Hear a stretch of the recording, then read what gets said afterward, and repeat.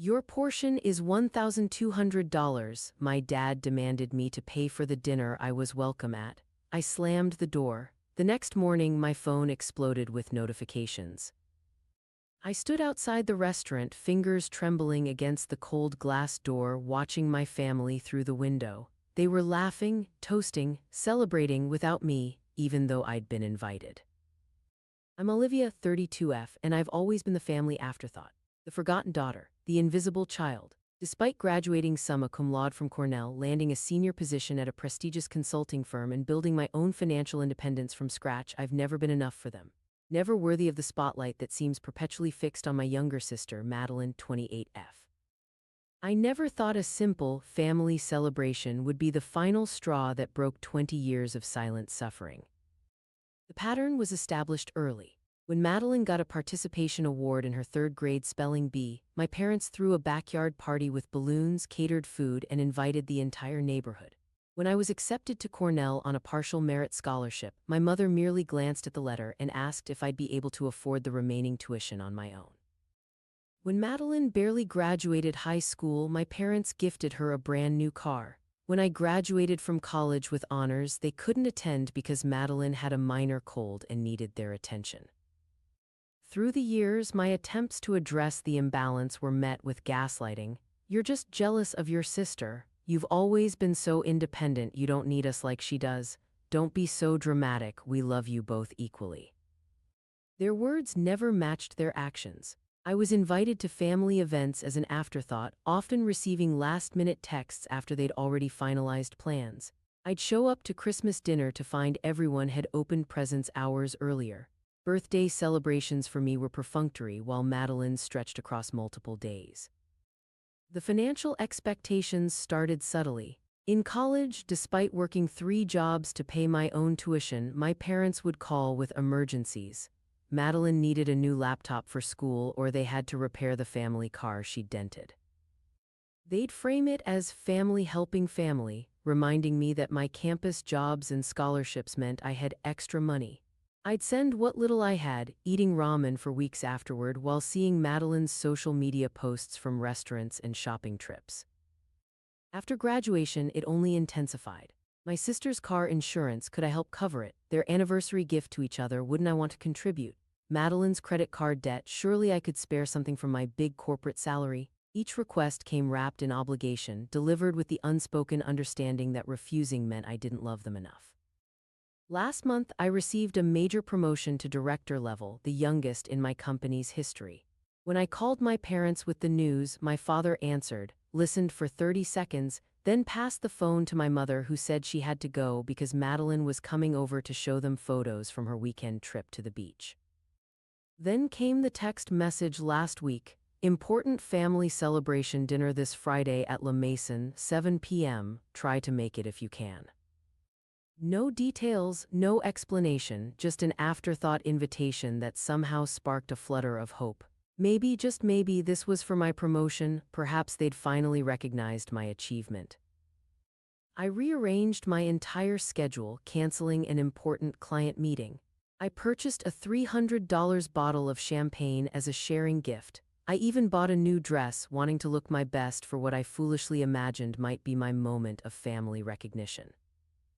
I arrived at La Maison, one of the most expensive restaurants in the city, precisely at 7 p.m.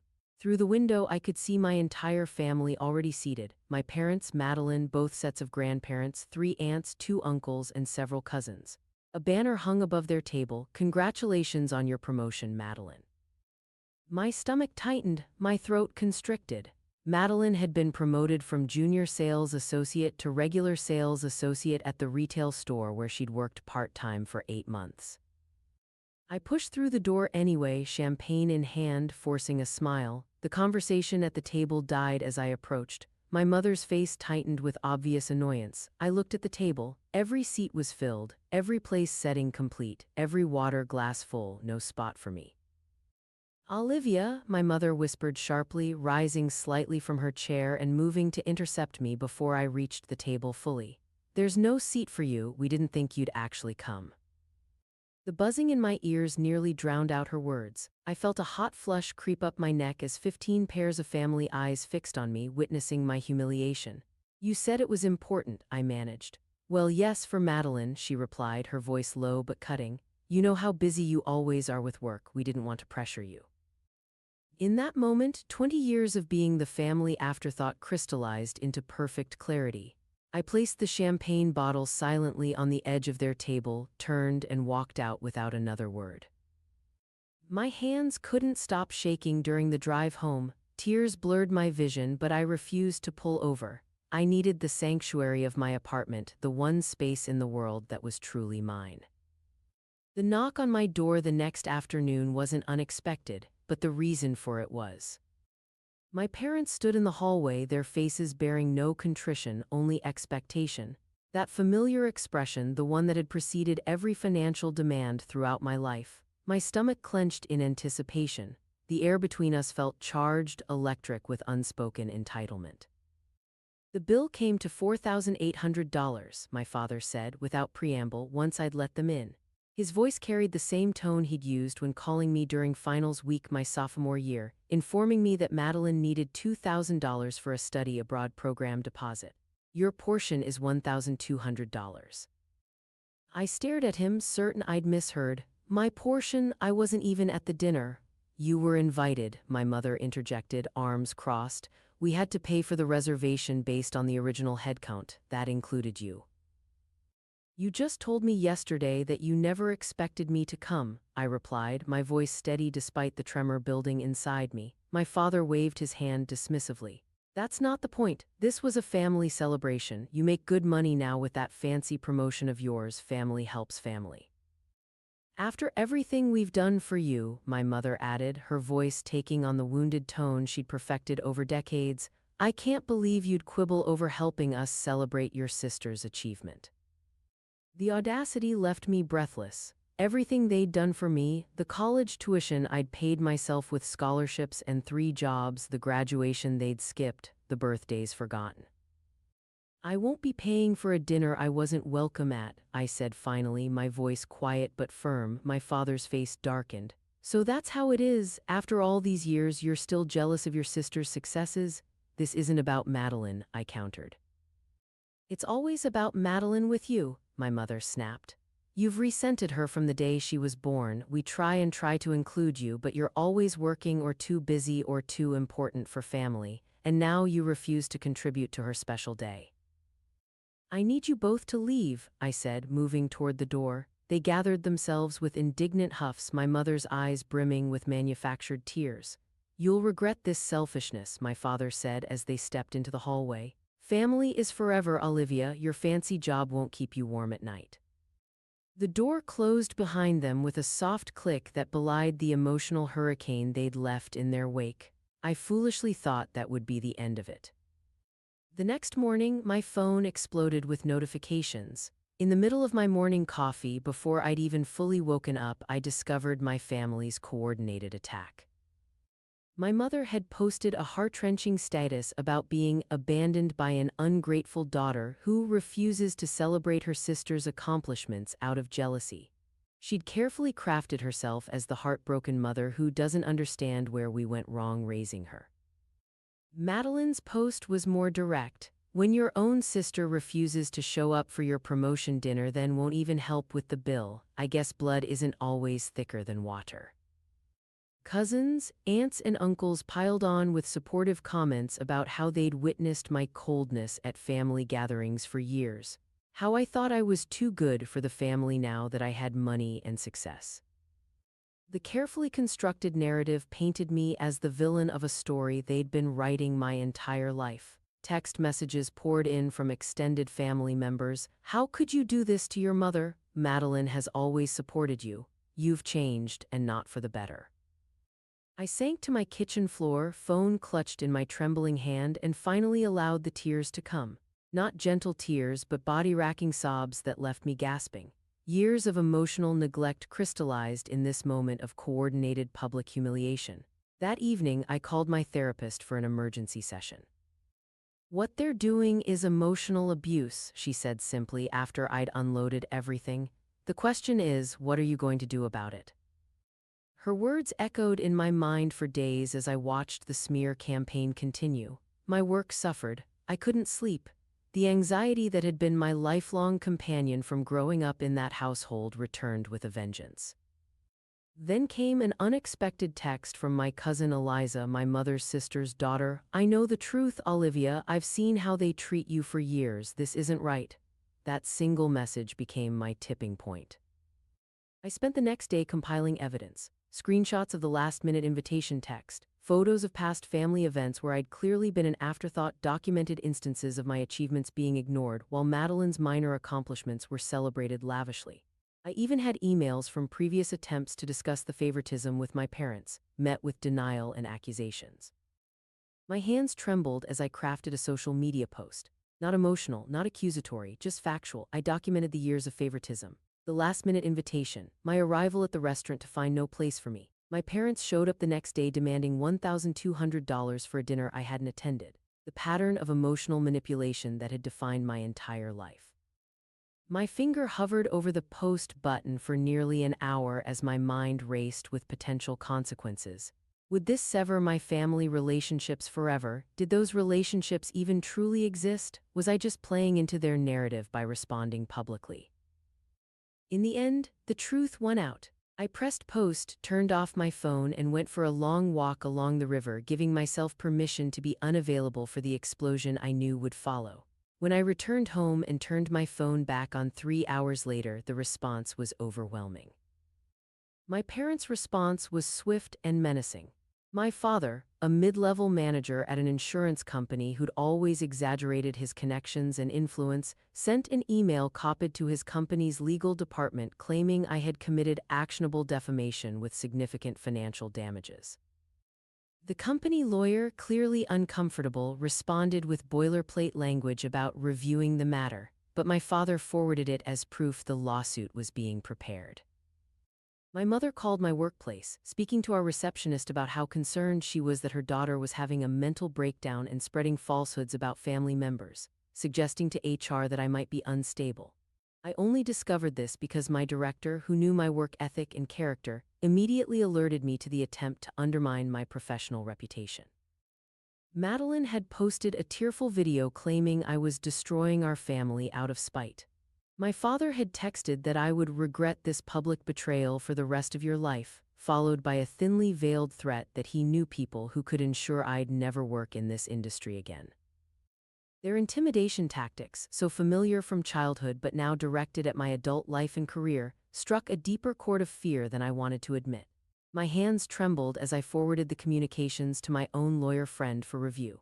The cold weight of panic pressed against my chest, that old familiar sensation of being cornered by their manipulation. But there were other responses too. Eliza had publicly confirmed my account and added her own experiences witnessing their treatment of me. 2 other cousins had reached out privately to offer support. My uncle, who had always been kind to me but distant, posted a simple comment. "Having witnessed this pattern for decades, I can confirm Olivia's account is accurate." Most surprisingly, my childhood friend, who had attended many family functions with me over the years, wrote a lengthy comment detailing specific instances of favoritism she'd observed, telling me she'd always felt uncomfortable but hadn't known how to address it. The tide of public opinion began to shift as more people came forward. Eliza revealed that for the celebration dinner, my parents had explicitly told the family, "Don't mention it to Olivia until the last minute. She probably won't come anyway." My parents' attempts to regain control of the narrative grew increasingly desperate.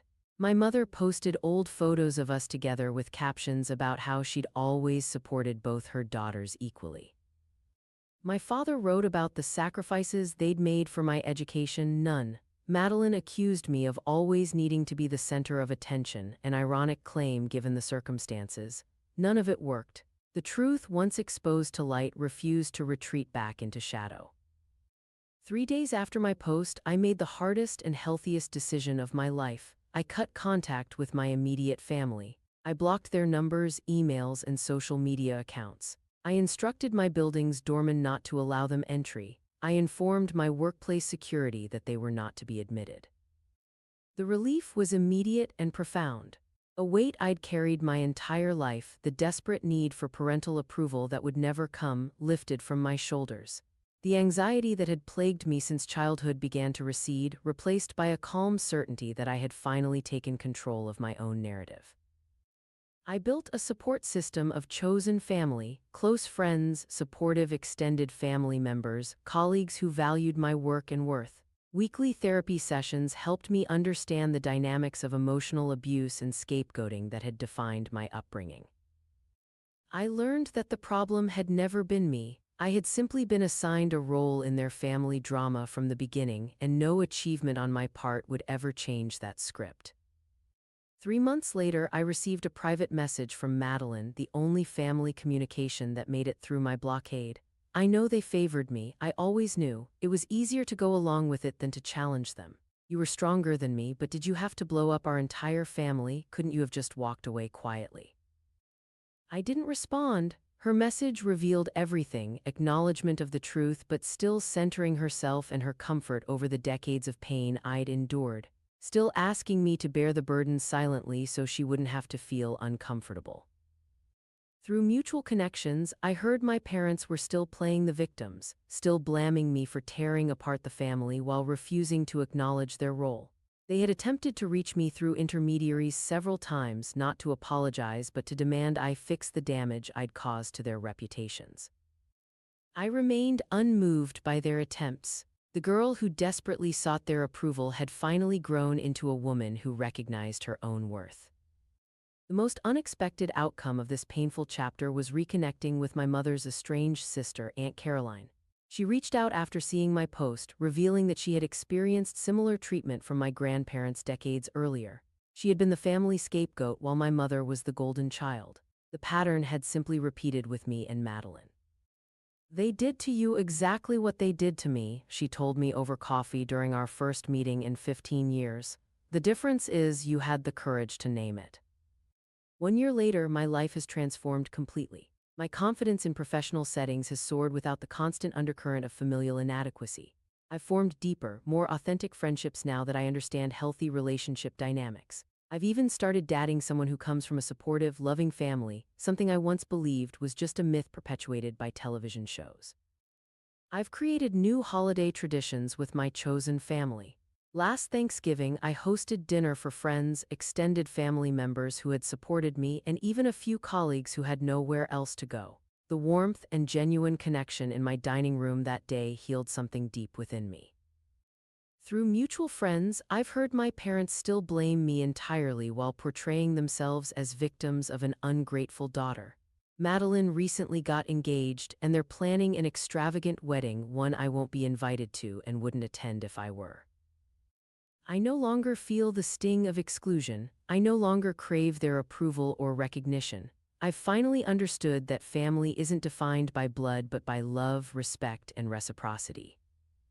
The $1,200 dinner bill they demanded was the final invoice for a lifetime of emotional debt they tried to convince me I owed.